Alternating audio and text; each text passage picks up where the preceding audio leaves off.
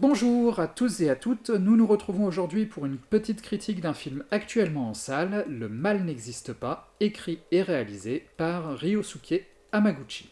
La musique est de Eiko Ishibashi, la photographie de Yoshio Kitagawa, et au casting nous avons Hitoshi Omika, Rei Nishikawa, Ayaka Shibutani et Ryuji Kosaka.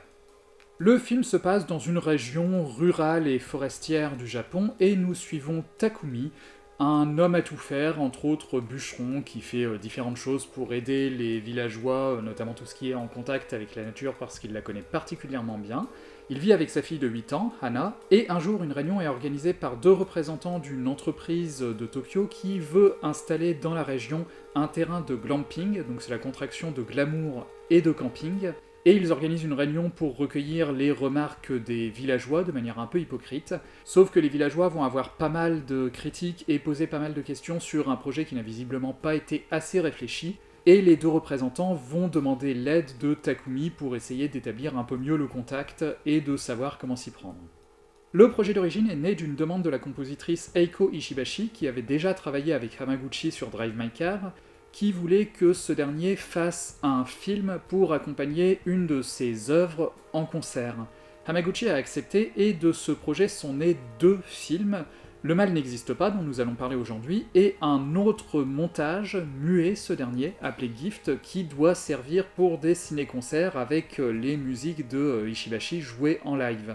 Et ça doit être intéressant de voir cet autre montage, parce que je pense qu'il propose une vision très différente de l'œuvre, dans la mesure où Le mal n'existe pas contient quand même pas mal de scènes de dialogue, et donc je serais curieux de voir comment la musique accompagne ou remplace ces scènes de dialogue. Il reste des traces de cette genèse un peu particulière dans Le mal n'existe pas, puisqu'il va y avoir pas mal, surtout au début et à la fin, de scènes sans dialogue, accompagnées soit par la musique, soit uniquement par les bruits ambiants. Il y a pas mal de moments muets dans le film. C'est surtout dans les scènes dans la nature, autour de Takumi, qu'il va y avoir de la musique, comme si la musique voulait illustrer le rapport à la nature, parce que toutes les scènes qui concernent la confrontation sur l'installation du camp de glamping et où on suit seulement les deux agents tokyoïtes, elles n'ont pas de musique pour le coup. Le résumé peut faire penser à une intrigue assez convenue finalement sur l'opposition entre ruraux et citadins, où les citadins ne penseraient qu'à leur profit, ne seraient pas à l'écoute de la nature et voudraient développer des projets très polluants pour faire de l'argent, et considéreraient les ruraux comme des imbéciles qu'on peut attirer avec des verroteries et à qui on peut faire des mensonges assez grossiers, et où à l'inverse les ruraux seraient présentés comme étant plus sages, plus raisonnables, connaissant mieux la nature et ayant donc une meilleure connaissance de la vie, et à l'écoute de cette nature, désireux de la protéger. Et il y a bien un peu de ça dans une certaine mesure, ça ressort surtout dans la longue confrontation entre les deux représentants du projet de glamping et les villageois, où les villageois vont, en s'énervant un peu, mais sans déborder, sans dépasser les bornes, poser des questions qui sont pertinentes, montrer qu'ils ont une bonne connaissance des enjeux qu'il y a, souligner des dangers, des points qui n'ont pas été assez travaillés, qui peuvent mal tourner, donc fournir des vrais arguments auxquels les deux représentants ne vont opposer qu'une réponse, on fera remonter l'information. Parce que, effectivement, ils n'y connaissent rien, ils ne sont pas experts, ils ne sont pas capables de répondre à toutes les questions, et ils ne sont même pas tellement capables de dissimuler qu'en effet, plusieurs décisions ont été prises seulement pour faire des économies. Mais cette confrontation classique va être pas mal affinée par d'autres éléments du film. Déjà, après cette réunion, plutôt que de retourner vers Takumi, on va suivre pendant un bon moment les deux représentants de l'entreprise tokyoïte. Donc c'est un homme et une femme qui vont faire remonter à leurs supérieurs les revendications des villageois, et eux-mêmes ont l'air de plutôt être convaincus par ces arguments. Ils se rendent compte que le projet n'est pas assez travaillé, ils sont tout à fait d'accord pour dire que eux ne sont pas du tout experts dans l'installation d'un camp de glamping, c'est pas ce qu'ils voulaient faire, parce qu'à la base leur entreprise c'est plutôt une entreprise de star talent, et ils se retrouvent catapultés là-dedans parce que l'entreprise veut se diversifier, mais ils ont même pas tellement envie. Ils ont même pas tellement envie d'être dans cette entreprise, ils y sont un peu par hasard, il y a toute une discussion qui souligne ça.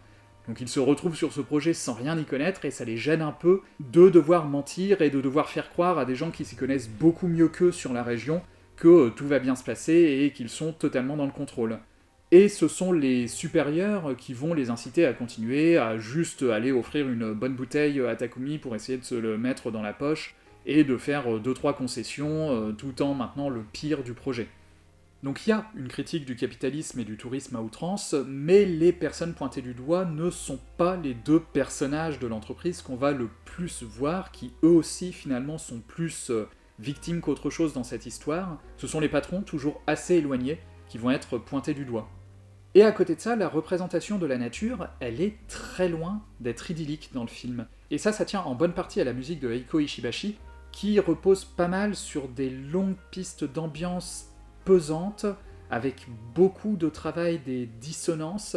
Ça ne donne pas du tout une vision contemplative et bucolique de la nature, cette musique qui, comme je le disais, est très mise en avant, surtout dans le début du film. Les premiers plans, qui servent de générique de début, ce sont de longs travelling sur la cime des arbres morts en hiver, et ça filme à hauteur d'homme des arbres plutôt élevés.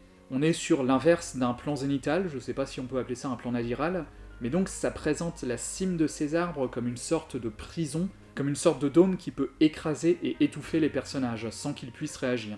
Et par la suite, à chaque fois, il y a un peu ce sentiment que les paysages naturels sont trop grands, qu'ils ont quelque chose de labyrinthique, les personnages sont tout petits dedans, surtout quand ça va filmer la fille de Takumi, Hana, dans ses paysages. On n'a pas l'impression que c'est une nature accueillante, on sent qu'elle peut vraiment faire du mal, pour peu qu'on ne fasse pas suffisamment attention. Ou qu'on ne la connaît pas assez d'ailleurs, c'est aussi un autre problème. Takumi, lui, il est moins touché par ça, mais parce qu'il a une très bonne connaissance de la nature. On le voit y faire son quotidien pendant tout le début du film, pareil sur de longues scènes qui le montrent ramasser de l'eau de source, couper du bois, on voit qu'il maîtrise, donc lui, il est plutôt à l'aise, et surtout il a conscience des dangers, il va en parler à sa fille, il va montrer un cadavre de faon par exemple, qui a été abattu par des chasseurs, on va entendre les coups de feu des chasseurs et il va sembler toujours un peu à l'écoute pour savoir où c'est. Il va parler à sa fille des arbres qui ont des épines, auxquels il faut faire attention pour ça, de ceux qui ont des baies qui ne sont pas comestibles. Bref, il a tout à fait conscience que la nature, c'est pas quelque chose de purement bienveillant. À côté de ça, il n'y a pas une critique absolue de la nature, il y a aussi ses bons points qui sont largement soulignés. Déjà, Takumi, il aime les cerfs et il partage cet amour avec sa fille. L'eau de source, elle est montrée comme particulièrement pure et permettant de faire une excellente cuisine. À un moment, Takumi va montrer du wasabi sauvage à un de ses amis restaurateurs installés depuis quelque temps ici, et il va lui montrer à quel point c'est bon et que ça pourrait bien accompagner ses plats. Donc les côtés positifs de la nature sont soulignés, c'est pas une diatribe contre la nature et la forêt, mais ça veut éviter le message trop positif et trop inconscient autour des bienfaits de la nature. Il y a deux personnages dans le film qui n'ont pas du tout conscience de cette dualité de la nature, qui n'ont conscience que de son côté positif. Le premier, c'est Hana, la fille de Takumi, qu'on voit beaucoup se balader dans la nature en ayant échappé à la surveillance des adultes censés garder un œil sur elle. Et ok, je dois admettre, elle a 8 ans, mais elle s'y connaît beaucoup mieux dans l'identification des arbres que moi. Je pense qu'en réalité, on la lâche en pleine nature, elle est plus douée que moi. Mais quand même, comme je l'ai dit, les plans montrent une nature qui est beaucoup plus grande qu'elle. Elle est minuscule et un peu sans défense au milieu de ces paysages-là.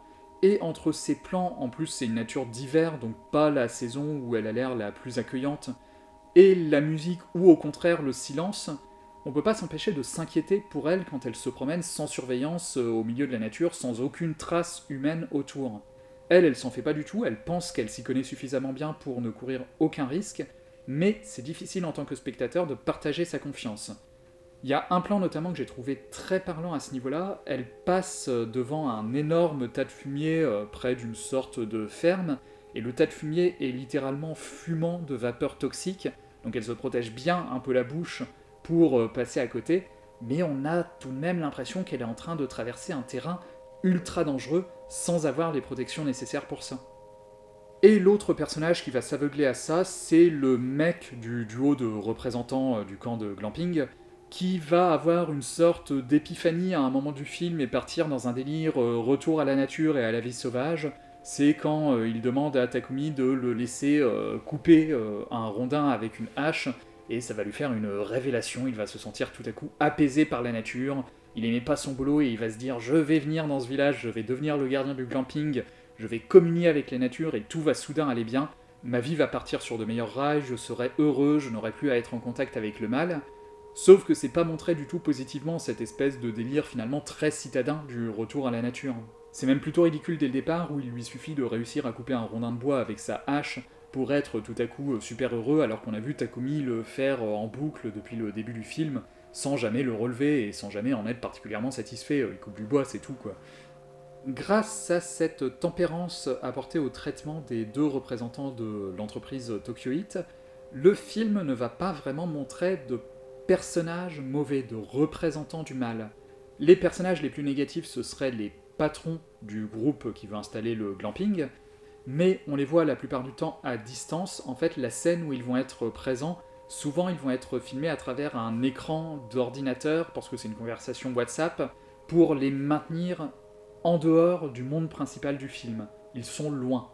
Les autres individus dangereux auxquels on pourrait songer, ce sont les chasseurs. On entend quand même régulièrement des coups de feu à travers le film, et ça représente un vrai risque a priori, mais eux, on ne va même jamais les voir à l'écran. Si ça se trouve d'ailleurs, c'est des personnages qu'on voit à d'autres moments du film qui chassent sans qu'on le sache, ça nous est jamais précisé. Mais pourtant, le mal va arriver dans le film au sens où des événements négatifs, très négatifs, vont finir par arriver. Je vais pas entrer dans les détails pour pas exagérément spoiler, mais la situation va vraiment dégénérer. Mais le film nous a égrené des menaces potentielles tout du long, et ce mal qui va finir par arriver n'est pas lié directement à ce qu'on aurait pu croire être la source principale, à savoir l'installation du glamping. Finalement, ça va être très secondaire dans les événements finaux, cette histoire. Ils ont au plus fait pencher la balance dans la mauvaise direction, mais on ne peut pas les tenir pour intégralement responsables des événements du film.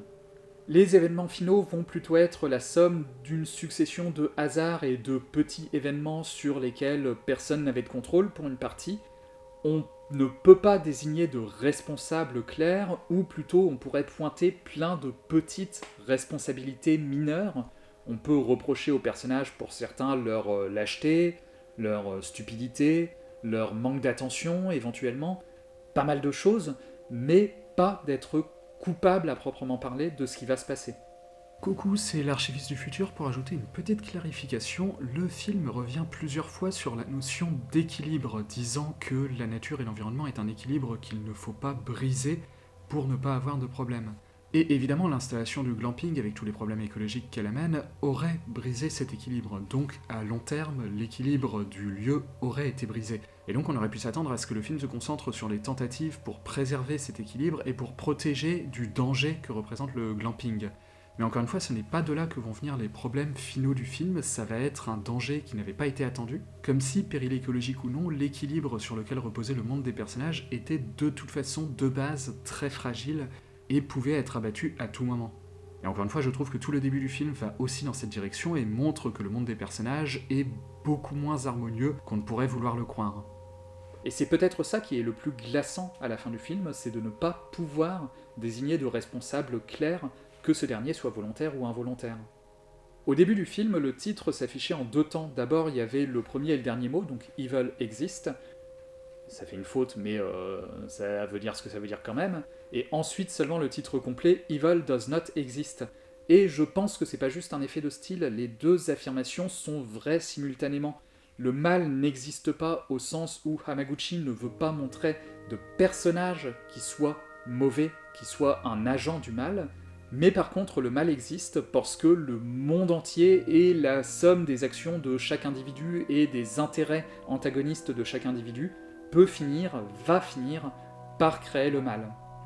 Et quand ce dernier arrive, il arrive par surprise et de manière très brutale. Hamaguchi, c'est plutôt un réalisateur qui s'installe dans la durée. On le voit bien avec tout le début du film qui montre très longuement la vie quotidienne de Takumi, puis la longue réunion entre les villageois et les représentants du glamping, puis toutes les discussions justement entre les deux représentants qui parlent aussi de leur vie privée et de choses qui n'ont pas l'air d'avoir beaucoup de rapport avec l'intrigue principale du film. Hamaguchi prend son temps, il installe ses personnages dans la durée, mais à la fin du film, il y a une rupture du rythme très très nette, ça va soudain s'accélérer, devenir très rapide et très brutal pour les événements finaux, ce qui va les rendre d'autant plus marquants et d'autant plus dérangeants. Donc à mon sens, pas très longtemps après Drive My Car, c'est une nouvelle très grosse réussite de la part de Hamaguchi, c'est un film beaucoup plus sombre et beaucoup plus glaçant que ne l'était Drive My Car, mais je vous conseille tout de même de le voir, c'est assez brillant. Voilà, j'espère que cette critique vous a plu. Si vous avez vu le film, n'hésitez pas à donner votre avis dans les commentaires, je serais ravi d'en discuter avec vous. Si vous avez aimé, n'hésitez pas à liker la vidéo et à la partager, ça peut beaucoup aider pour la visibilité. Vous pouvez me suivre sur les réseaux sociaux, je mets les liens dans la description et je fais aussi des lives sur Twitch. Je fais avec mon ami Chris un podcast appelé le Vidéo Club de Castle Rock consacré aux adaptations de Stephen King à l'écran. Il y a un épisode toutes les 2 semaines, n'hésitez pas à le suivre aussi. Toutes les informations encore une fois sont dans la description. Et en attendant, je vous dis à très bientôt.